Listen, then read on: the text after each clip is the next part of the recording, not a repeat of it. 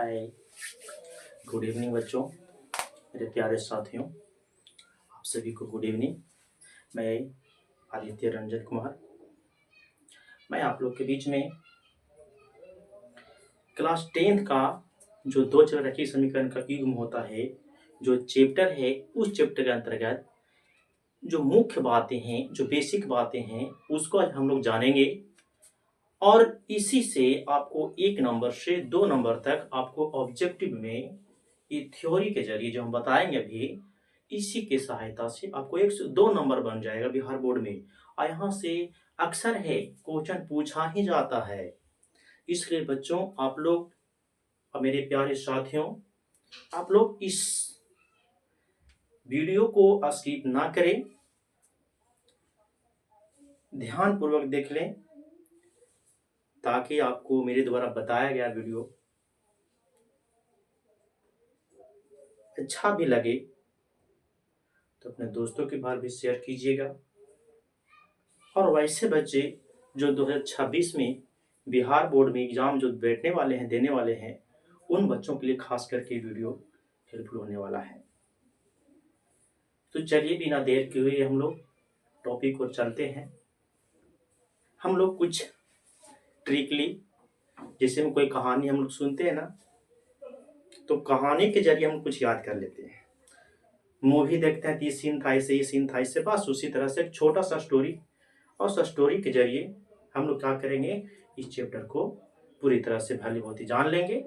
और जितने भी इससे ऑब्जेक्टिव पूछने वाले रहेगा, उस सारे क्वेश्चन आपसे कुछ पल में क्या हो जाएगा, कुछ ही क्षण में क्या हो जाएगा, आसानी पूर्वक हल हो जाएगा।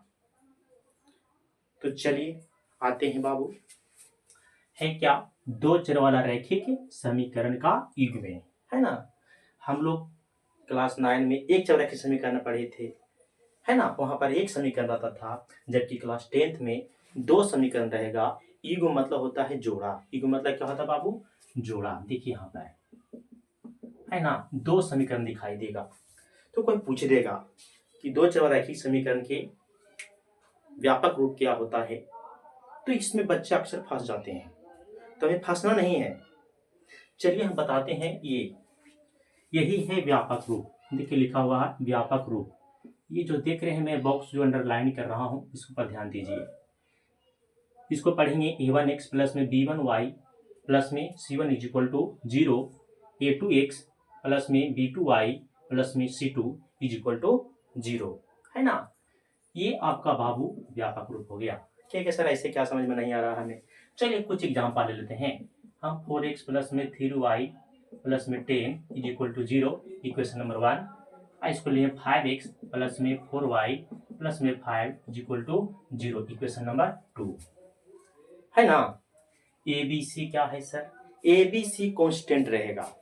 कांस्टेंट नहीं कहें तो मतलब गिनती वाला नंबर रहेगा उसका आगे।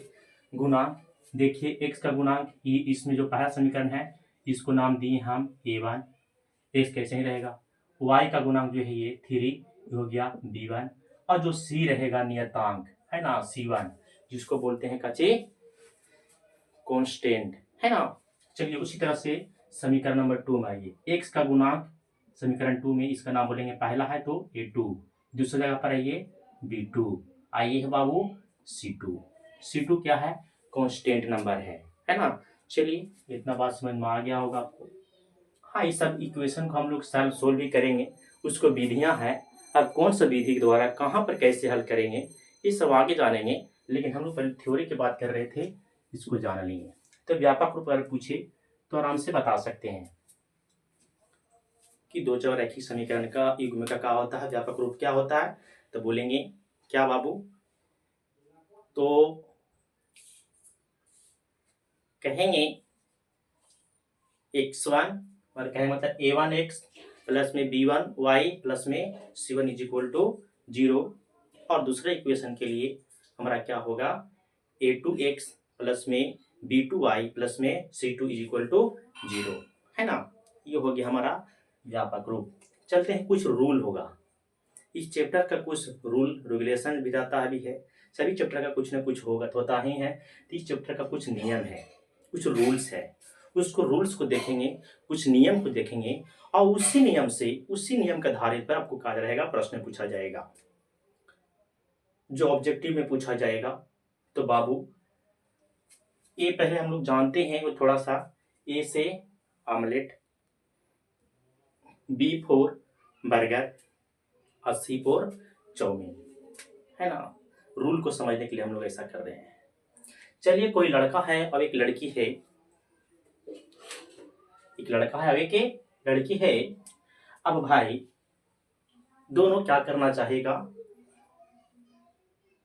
विवाह करना चाहेगा एक दूसरे से, हम लोग विवाह करें, है ना। तो शर्त रखता है तीन। लड़की शर्त रखती है, क्या शर्त रखती है उससे, लड़का से, पहले समझ लीजिए। ए से आमलेट, बी से बर्गर, सी से चाउमीन। याद रखना आपको, ये कहानी टाइप बता रहे हैं, है ना। चलिए रूल नंबर 1 पर आते हैं हम लोग। कहता है कि जब A1/A2 is equal to not is equal to, पढ़ेंगे इसको B1/B2, है ना। तो इसके केवल कितने हल होंगे, एक हल होंगे या अद्वितीय हल होंगे। याद रखिएगा, A1/A2 not is equal to B1/B2 अगर बराबर नहीं हो तो उसको कितना हल होता है, केवल और केवल एक हल या तो अद्वितीय हल होते हैं। और इसका आलेख कैसा होता है, प्रतिच्छेदी होता है। कैसा होता है, प्रतिच्छेदी, मतलब प्रतिच्छेद एक दूसरे को काटेगा, है ना। तो इसका आलेख कैसा होता है, प्रतिच्छेदी, जिसको बोलते हैं अविरोधी। क्या बोलते हैं इसको बाबू, अविरोधी, है ना। सुनिएगा क्या है।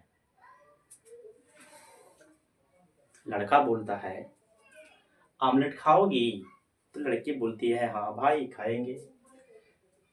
यहाँ पर बात समझते हैं हम लोग। यहाँ पे दोनों खाने के लिए राजी हो गया। लड़का क्या बोला, आमलेट खाएगी, तो बोली लड़की हाँ हम आमलेट खाएंगे। फिर लड़का बोलता है बर्गर खाओगी, तो बोलता है नहीं खाएंगे। तो नहीं खाएंगे तो मतलब मना ना कर दिया, मतलब नॉट, कहे का मतलब आमलेट खाने के लिए तैयार है और बर्गर खाने के लिए तैयार नहीं है। तो कहा कि सुन भाई, हम दोनों के बीच से शादी नहीं होगा, बात ऐसे क्लियर, क्योंकि मेरा बात नहीं मान रहे हो। अब जब ऐसा कंडीशन हुआ, तब जब हुआ ही नहीं तो दोनों में क्या हो गया, दरार आ गया। काटेगा दूसरे को, कह के हम तुमको नहीं पसंद करती, कि हम नहीं करेंगे जाओ, है ना। तब प्रतिच्छेद कर दिया। तो इसका आलेख याद रखिएगा, आलेख कैसा, प्रतिच्छेदी। कितने हल भाई, तो केवल एक हल, क्योंकि एक ही बात न माना। कहा कि ऑमलेट खाओगी, तो बोले कि हाँ ऑमलेट खाएंगे। यहाँ तक तो सही है। एक बात माना, दूसरा का बात माना, नहीं माना। तो जब नहीं माना तो याद रखिएगा, एक बात माना तो कितनी हल, एक हल। कितने हल बाबू, एक हल। और दूसरा का बात नहीं मानेगा ना, तो उसका तो कोई हल ही नहीं निकलेगा, फिर निकलेगा रे बाबू। तो इसका आलेख याद रखिएगा, A1/A2 is equal to not B1/B2 का केवल और केवल एक हल होता है। और आलेख इसका कैसा होता है, अद्वितीय होता है। जो काच्य होता है, प्रतिच्छेदी। कैसा होता है, प्रतिच्छेदी। क्या होता है बाबू, प्रतिच्छेदी। इसको बोलेंगे अविरोधी। कैसे बोलेंगे, अविरोधी, है ना। नेक्स्ट बाबू, रूल नंबर 2। अब फिर ले गया भाई कि चलो, पहले तो खाने के लिए तैयार था भाई, आमलेट का आमलेट, चलो हाँ दोनों खाएंगे। फिर बात हुआ कि बर्गर खाओगे, चलो दूसरा का बर्गर, चल भाई दूसरा दिन है, अब बर्गर पर राजी करवाते हैं। अब बर्गर पर जब आए तो बोले कि हाँ ठीक हम खाएंगे। दोनों को बात बना, आमलेट भी खाएंगे और बर्गर भी खाएंगे। तीसरा का बात कर चाहिए बाबू, चाउमीन, सी फॉर चाउमीन, मतलब C1/C2, है ना। लड़का बोलता है चाउमीन खाएंगे, तो कहते लड़की हम चाउमीन नहीं ना खाएंगे, कोई एलर्जी है। तो सुनिए, अब यहाँ में दोनों में बात नहीं बना। लड़का के खाने का मन था, लड़के खाने का मन नहीं है ना। तो यहाँ तो बात नहीं बना। देखिए, दो बात बना तो कितने हल भाई बाबू, तो दो हल। दो बात बना तो कितने हल, दो हल होगा। कहने का मतलब A1/A2 is equal to B1/B2 is equal not is equal to C1/C2। तो कितने हल, दो हल। कितने हल, दो हल होगा। केवल और केवल कितने हल होगा, दो हल होगा। और इसका आलेख कैसा होगा बाबू? नहीं, सुनिए, सॉरी मिस्टेक हुआ है, जरा सुना, याद रखिएगा। इसका केवल और इसका कोई हल नहीं होगा, बात बार भी नहीं किया। दूसरा का दिन कहते चलो हम लोग पूरा कर ही लेते हैं, है ना? क्या कर लेते हैं? कर लेते हैं। तो कहाँ से करेगा? कहता कि जब पूरा होगा तब ना राजी हो जाएगा। ये हो भी नहीं किया, तब बोलेंगे क्या कि 1/A2 is equal to B1/B2 is equal to not C1/C2। तो इसका कोई हल नहीं, यहाँ भी नहीं करेंगे, जाओ बिंदास भेज दिया।